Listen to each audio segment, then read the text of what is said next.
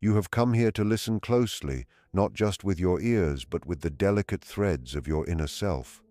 What we are about to look into is not only about the mind, but also about the deep passageways of the spirit, where shadows walk, where light flickers, where suffering serves not as a roadblock, but as a door.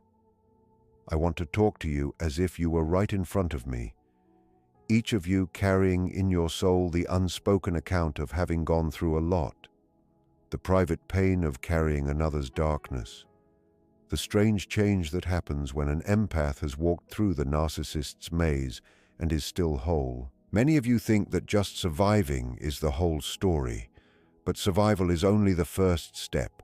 What is left after a person has taken in the poison, after they have been emptied by another's constant hunger, is not just a damaged container, but the chance for a new shape, a new pattern emerging from the ashes.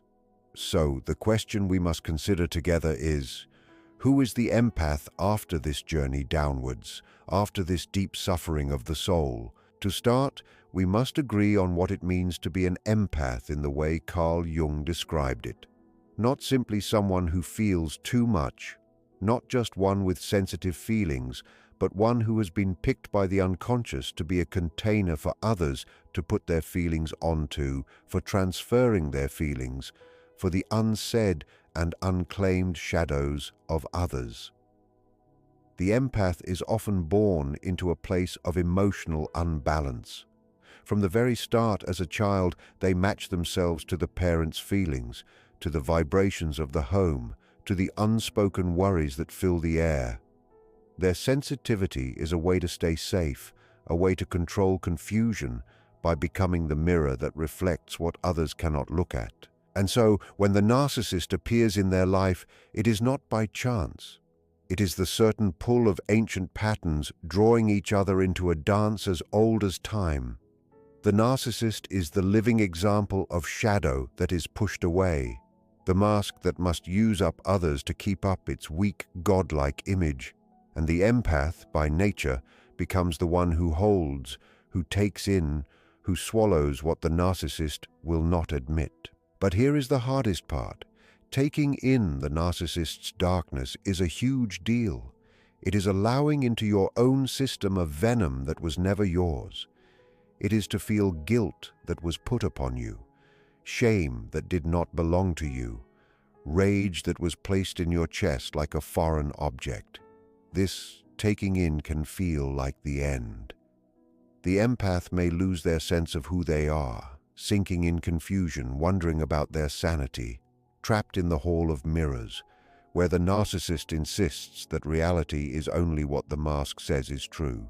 But I tell you, in that very falling apart, in that very breaking, something very deep begins. It is a journey of the healer who has been hurt, the spiritual guide's trip down into the spirit world, the breaking apart of the self, so that the soul may wake up to its deeper purpose. When you survive such a hard time, you do not stay the same. The empath who survives the narcissist is not the empath who first stepped into the maze. There has been a death and a rebirth. You have carried the shadow of another. You have fought with the poison, and if you have not been fully consumed, then you have been transformed. The unconscious which required this test has also prepared within you the chance for a complete change. For what is survival if not a kind of magic, the heavy metal of suffering, the moving liquid of confusion, the hot substance of rage, all mixed together in the soul's vessel until something new emerges. Gold. And so we ask again, who do you become? You become the one who knows darkness, not as an idea, but as a close friend. You become the one who no longer fears the dark place because you have lived in it. You become the one whose kindness is no longer childish, whose light is no longer unprotected, but whose soul carries the seriousness of one who has walked among devils and returned with eyes that see past masks. I want to explain this with a dream. Imagine a woman who dreams that she is in a big dining hall. The tables are full of food, golden cups flowing with wine. But when she sits down to eat, the food turns to dust in her mouth and the wine becomes blood. She looks around and realizes that every guest at the table wears a mask, smiling, laughing. But behind the masks there are empty holes and grinding teeth. Suddenly she realizes she herself is wearing a mask. She tears it off and screams. But when she looks at her reflection in the cup, she sees that her face has become bright, scarred, but shining. She wakes up trembling, knowing that she has seen some terrible and beautiful truth. This dream is the soul's way of showing what it means to survive the narcissist's feast, to eat the ashes of false hope, to taste the bitterness of being used, to remove the mask and find that the face underneath those scars shines with a realness that cannot be faked. This transformation is not without a price. Let no one trick you into thinking that leaving the grip of the narcissist leaves you unharmed. There are wounds, and those wounds will hurt. You may carry too much alertness, distrust, the faint sound of the narcissist's voice that whispers in the hidden parts of your mind. But those wounds are also markings, symbols cut into your very being. They tell you that you have been through a special test. For survival is not the avoiding of pain. It is the ability to deal with pain until its meaning begins to show itself. The empath who has survived becomes a keeper of knowledge, a carrier of dark wisdom. You are no longer simply sensitive. You are smart. You know the smell of lies. You know the taste of fake love. You can sense someone trying to control you in the air like smoke long before the fire is visible. And this is no small gift, though it was bought at a price. You may ask, why must it be this way? Why must the empath suffer through the darkness of the narcissist in order to wake up? I answer because the unconscious needs things to be equal. The narcissist cannot carry their own shadow. They push it onto others, and it must find a container. The empath, prepared from childhood to carry what is not theirs, becomes that container. But the unconscious does not leave them there. It brings them to a breaking point, to a crisis where the poison can no longer be tolerated. And at that moment, when everything collapses, when identity itself seems broken, the soul has the chance to reform on a deeper level. This is becoming fully yourself, the process of becoming who you truly are, not who the world demanded you be. It is a dangerous path, for many do not make it through undamaged. But those who do emerge with a clarity and strength not known to those who have never struggled with such darkness. There is a passage in the old writings on turning things into gold that speaks of the black stage. It is the stage where everything is dissolved, where the material decays, where the light disappears. But it is exactly in this rotting that the seed of transformation is planted. The empath who has taken in the narcissist's darkness enters their own black stage. They feel destroyed, worthless, emptied. But if they last, if they refuse to remain in the false idea, then from that black soil, the white rose begins to bloom. And so, who does the empath become? They become the magician of their own suffering. They become the one who carries not only empathy, but good judgment. They become the one who no longer gives their soul away cheaply, for they know the cost of such sacrifice. They become strangely more whole. Now listen carefully, for I must speak of the danger that remains. The empath, after surviving, may be tempted to make their heart tough entirely, to close themselves off, to declare, "Never again will I feel, never again will I love, never again will I open." This is understandable. It is the soul's way of protecting itself after great harm.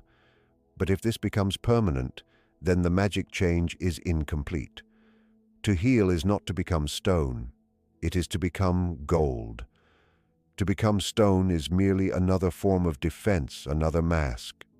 And eventually the unconscious will rip it away. True survival means to open up again.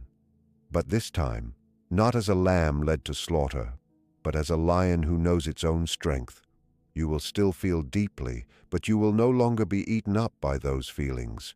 You will still love, but you will not mix up love with sacrifice. You will still shine, but your light will not be for those who come only to drain it. This is the strange truth of the empath who has survived. Your heart grows larger, but it is also smarter. You are both tender and strong. Consider again the model of the wounded healer, the one who has been wounded in body or soul, and through that wound becomes capable of healing others. This does not mean you will look for narcissists to save them. That is the old pattern, the trap of endless sacrifice.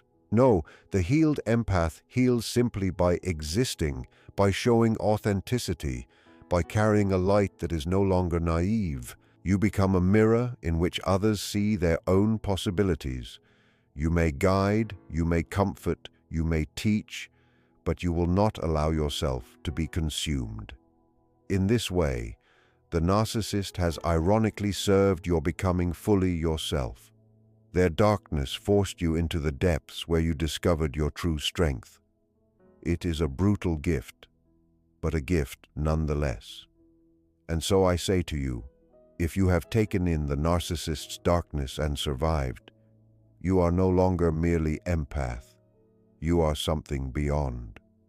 You are one who has died and been reborn, one who has carried another's shadow and returned to the dark place, one who has seen behind the mask and refused to become a mask yourself.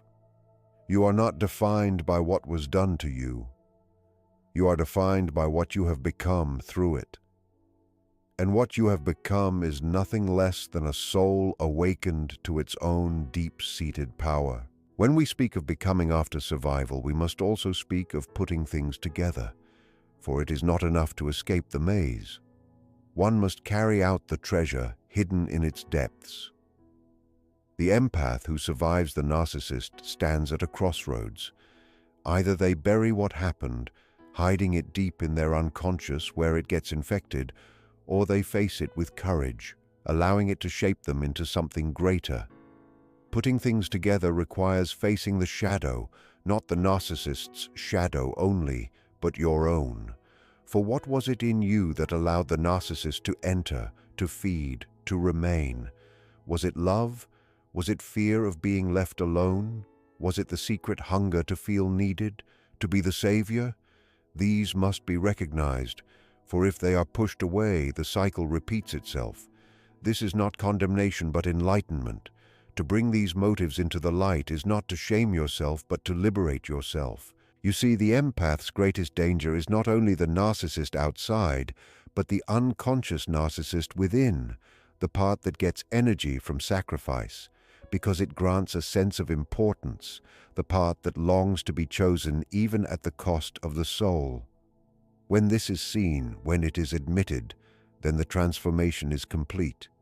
For you no longer serve as an unconscious participant in the drama, but as a conscious actor who chooses differently. Think of the myth of Persephone, kidnapped into the underworld by Hades. She eats the pomegranate seeds and therefore she cannot return to the world above unchanged. She belongs partly to the dark realm, partly to the light. So too with the empath who has tasted the narcissist's fruit, you can never return to innocence. And that is not a loss, but a sacred initiation. You will always carry with you the memory of the underworld, the knowledge of manipulation, the taste of ashes in your mouth. But this does not mean you are bound to despair. On the contrary, like Persephone, you become a go-between between worlds. You can descend into the darkness of another without losing yourself, and you can ascend into the light with greater depth. You are no longer naive about evil, but neither are you consumed by it. This balance is the mark of maturity, the sign of becoming fully yourself. Let me give you another image. Imagine a man who dreams. He's walking through a dense forest at night. He carries a lantern, but the light flickers and barely illuminates the ground before him. He hears voices whispering among the trees, accusing him, mocking him, drawing him deeper into confusion. Suddenly he stumbles into a clearing, and there in the center is a mirror standing upright. He approaches and sees his reflection, but the reflection is wearing chains. He touches the mirror and the chains dissolve, but the reflection's eyes burn with fire. He awakens with a pounding heart, knowing he has encountered a part of himself he never wished to see. This dream, like the ordeal of surviving the narcissist, reveals the necessity of facing both being held back and freedom, both weakness and strength. The empath who has been bound by chains of guilt and self-doubt finds in the act of survival the possibility of fire in their own eyes, a fierceness that was hidden beneath the surface. The mirror shows both captivity and liberation. Which will you choose to embody? Now, we must pause here and reflect on what it means to carry darkness without being defined by it. The narcissist's poison does not simply vanish. When the relationship ends, it lingers like smoke in the lungs. There may be moments when you hear their voice echoing in your mind, accusing you, belittling you, insisting that you were never enough. These echoes are not a sign of failure. They are the remnants of feelings that were put onto you and you took in. The task is not to silence them by force, but to confront them with the authority of your own awakened self. When the echo says, "You are worthless," you answer, "I have survived. Therefore, I am more than you ever saw." When the echo says, "You will never be loved," you answer, "I have learned to love myself. Therefore, I no longer hunger for your fake affection." This dialogue within is the continuation of becoming fully yourself. You are reclaiming the territory of your soul piece by piece, word by word, until the inner landscape no longer belongs to the ghost of the narcissist, but to you. Do not be misled, however, into believing this process is swift. The unconscious does not move at the pace of the self's impatience. Healing comes in waves, sometimes gently, sometimes like a storm that drags you back into despair just when you thought you were free.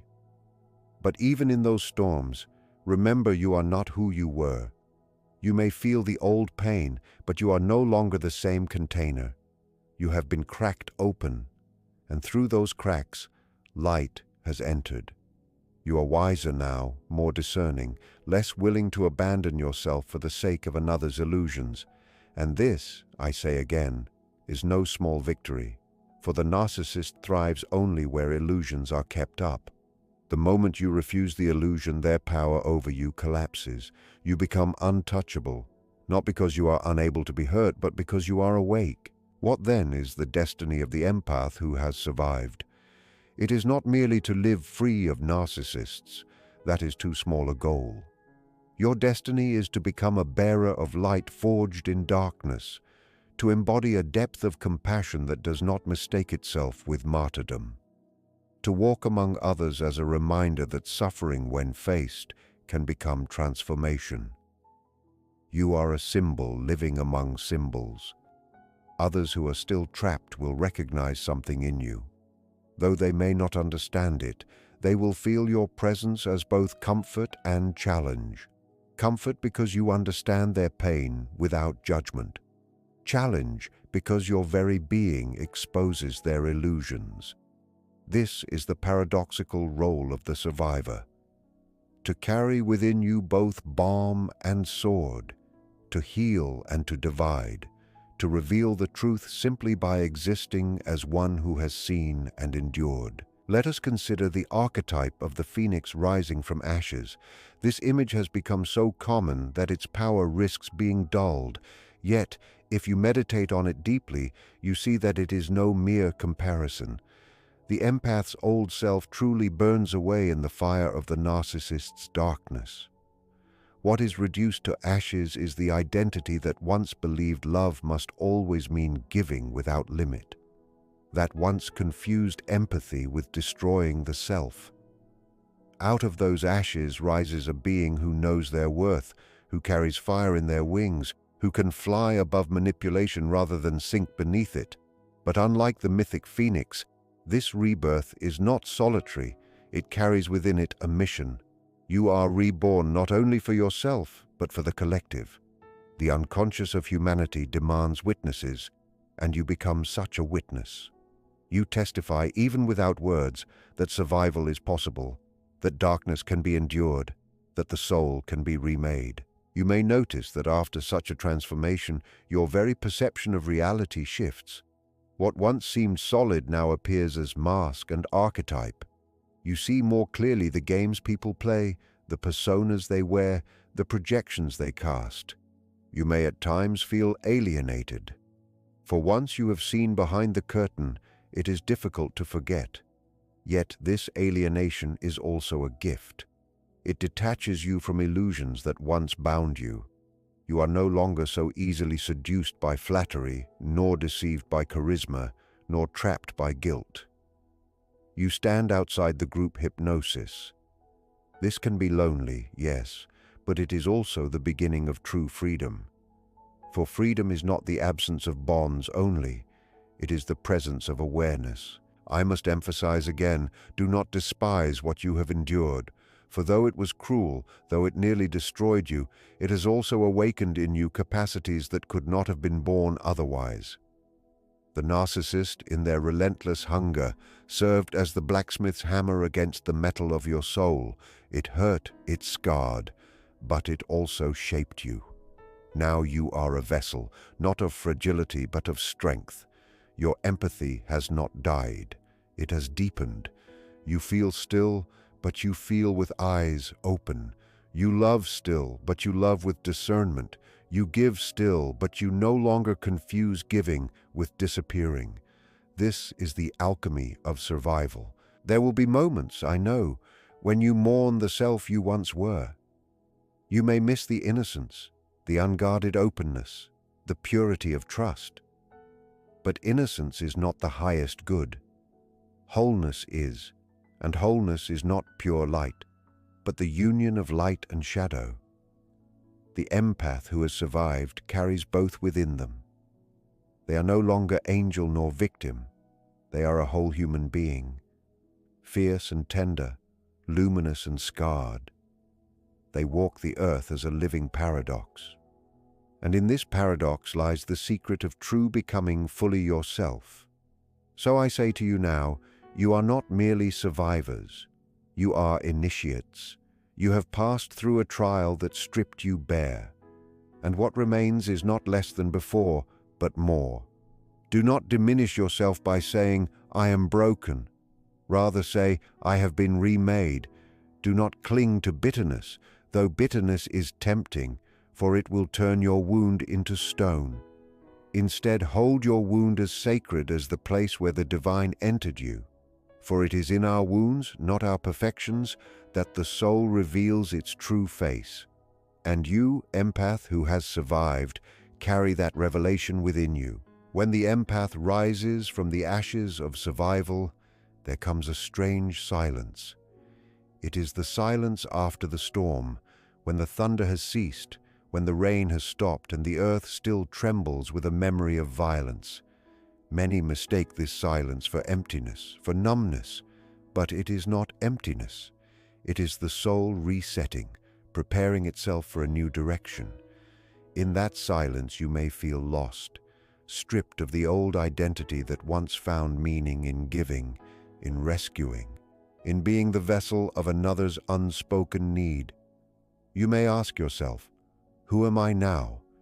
If not the one who saves, if not the one who suffers? This question is the beginning of the deeper journey.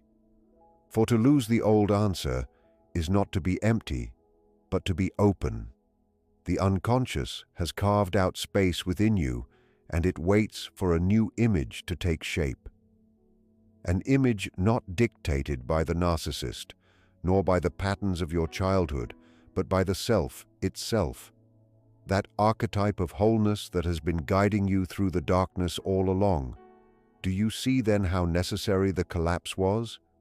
Without it, you would still be circling in illusions, still mistaking sacrifice for love, still confusing empathy with destiny. The narcissist's shadow forced you into the crucible where falsehoods could no longer survive. And now, in this silence, the self whispers. It does not shout. It comes in dreams, in symbols, in sudden insights that seem to rise from nowhere. Perhaps you dream of walking through a ruined city only to find a single flower blooming between the stones. Perhaps you dream of a child offering you a key, though you do not know which door it unlocks. Perhaps you find yourself drawn to solitude, to nature, to the quiet spaces where your own breath becomes your teacher. All of these are signs that the soul is reorganizing, that the empath is no longer merely a receptacle of others, but a seeker of their own inner truth. It is here that the archetype of the hero enters. You may not think of yourself as a hero, for your past was not one of conquest, but of endurance. Yet endurance itself is heroic. To survive when another has fed on your light, to keep breathing when your soul has been poisoned. This is a form of heroism as profound as any battle.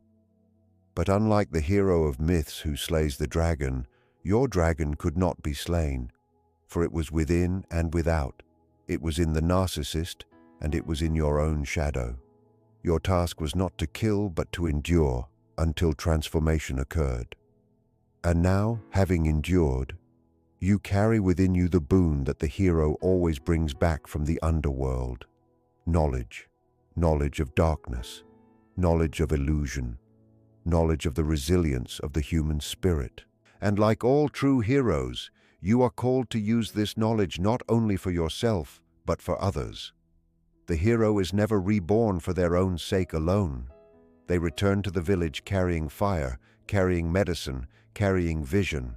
But here I must caution you, the empath who has survived is vulnerable to a new temptation, the temptation to define themselves solely by survival. You may cling to your story of suffering as though it were your identity, saying, "This is who I am, the one who was broken and survived." But identity built only on survival is still incomplete. You must go beyond survival into becoming. Survival is the seed. Becoming is the flower. If you stop at survival, you risk becoming bitter, forever circling around your wound. If you move into becoming, you allow the wound to be transfigured into strength, into compassion, into vision. The narcissist wanted to reduce you to a reflection of their emptiness. Survival ensured that did not happen. Now you must ensure that survival itself does not become a prison. Do not merely survive, become. What does this becoming look like? It may not be grand or dramatic. It may be as simple as speaking truth where once you were silent. It may be as profound as saying no, where once you could only say yes. It may be as subtle as noticing manipulation in a glance and refusing to be drawn into it. But each act of authenticity, each moment of self-loyalty, each decision to remain awake, these are the marks of your becoming. Over time, these small acts weave together into a tapestry of transformation. You become a person who no longer betrays themselves for the sake of peace. You become one who can love without dissolving, who can feel without being consumed, who can give without disappearing. You become at last a soul that belongs to itself. The unconscious delights in paradox. And so it is with you. Having absorbed darkness, you now radiate a light that is different from before. It is not the innocent light of the unscarred empath, but the tempered light of one who knows shadow. Before, your light was soft, diffuse, easily swallowed by those who sought to exploit it. Now, your light is sharper, more defined. A light that can illuminate illusions without being extinguished by them. Others may feel it as both comfort and challenge, for your presence unconsciously demands authenticity. Those who wish to remain asleep may resist you, but those who long for truth will be drawn to you. This is part of your destiny, for the empath who has survived carries not only their own transformation, but the possibility of awakening others. Imagine now another dream. A woman dreams she's carrying a heavy sack filled with stones. She struggles, barely able to walk, At last, she collapses and spills the sack open, and the stones scatter across the ground. But as she looks closely, she sees that some of the stones are jewels glimmering in the moonlight. She realizes she has been carrying treasure all along, though she thought it was only a burden. This is the truth of your survival. You thought you were only carrying pain, shame, or guilt. But hidden within these were jewels: resilience, discernment, depth, wisdom. Now that the sack has spilled open, you see what was there all along. The task is to claim the jewels, to polish them, to wear them as signs of what you have endured. Do not throw them away in disgust, for they are the gifts hidden in the burden. The deeper truth is this: who you become after absorbing the narcissist's darkness is no longer merely an empath. You become an oracle of sorts, one who sees beyond appearances. You have developed a sixth sense for deception, a sensitivity not only to emotions but to archetypes at play. You can perceive the shadow moving in others, the mask shifting, the projection falling. This is not paranoia but perception. It is what happens when one has lived among masks and has learned to distinguish between the false and the true. This capacity is dangerous, for it isolates you, but it is also sacred, for it allows you to serve. You become a guide for others who are still trapped, not by preaching, not by forcing, but simply by embodying the truth that survival and transformation are possible. Yet I must tell you something more. The narcissist is not only an outer figure, it is also an inner archetype. You survived the narcissist outside, but the work now is to face the narcissist within. For each of us carries within us the temptation to inflate, to deny our own shadow, to feed on others for the sake of the ego's hunger. If you do not confront this inner narcissist, then you risk becoming what you once despised. Survival alone does not prevent this. Only integration does. When you recognize the narcissist within you, the part that wants to be worshipped, that fears vulnerability, that seeks to control, then you are truly free. For freedom is not the absence of outer oppressors. It is the mastery of inner forces. The empath who becomes whole is one who has seen both the empathic child within and the narcissistic shadow within, and has united them in the self's embrace. This is why I speak of becoming fully yourself. For becoming fully yourself is the reconciliation of opposites. You are no longer only the sensitive child who absorbs, nor the hardened survivor who resists, but the integrated being who holds both. You can be strong and gentle, discerning and compassionate, fierce and tender. You do not cling to one identity, but allow the wholeness of your soul to unfold. And in this wholeness, you find freedom. For freedom is not the power to control others, as the narcissist believes, but the power to be yourself, without fear, without illusion, without dependence on masks. This is what you are becoming, step by step, dream by dream, act by act. So when you ask, who am I now after all this? The answer cannot be given in a single word. You are not only empath, not only survivor, not only wounded healer, you are all of these and more. You are the paradox, the mystery, the living symbol of what it means to carry darkness and still shine. You are the reminder that the soul cannot be destroyed, that even when poisoned, it can transform the venom into medicine. You are the phoenix, the Persephone, the hero, the alchemist. You are the one who has walked through death and discovered life on the other side. And now we arrive at the culmination, the place where the journey of survival, of descent and return, reveals its ultimate meaning.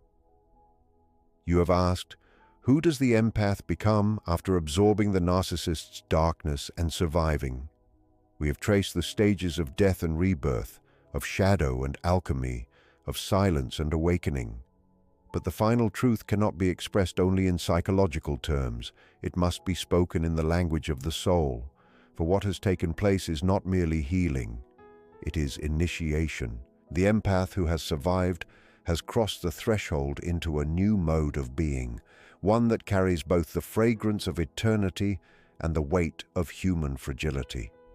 To describe this is difficult, for language falters before mystery. Yet we must try, for the soul demands articulation of what it has endured, lest it remain unformed within. When you survive the narcissist, you have confronted evil, not evil as an abstraction, but evil as intimate reality. You have seen how the mask can devour, how charm can conceal cruelty, how love can be twisted into a weapon. You have felt the hollowness that exists in those who refuse their shadow, the abyss behind their eyes. To face this and not collapse is no small thing. It is to look into the heart of the collective shadow. For the narcissist is not only a person, but a manifestation of what society itself represses. The hunger for domination, the terror of vulnerability, the refusal of truth. To survive them is to carry within yourself a piece of collective work. You have looked into what most would rather deny, and in looking, you have become a bearer of knowledge. This knowledge cannot be forgotten, nor should it be. It is the foundation of your transformation. But transformation is not the end. Integration is. To integrate means to weave the darkness you have faced into the fabric of your being, not as poison, but as wisdom. You no longer say, "That was not me." Instead you say, "It touched me, but it did not define me. It scarred me, but it also marked me with meaning." This is why your wounds matter. They are not mistakes to be erased, but inscriptions carved by the unconscious. They tell you that you have walked the path of descent and that you carry the authority of experience. Authority not in the sense of power over others, but in the sense of authenticity. Others may argue with your ideas, but they cannot argue with your being.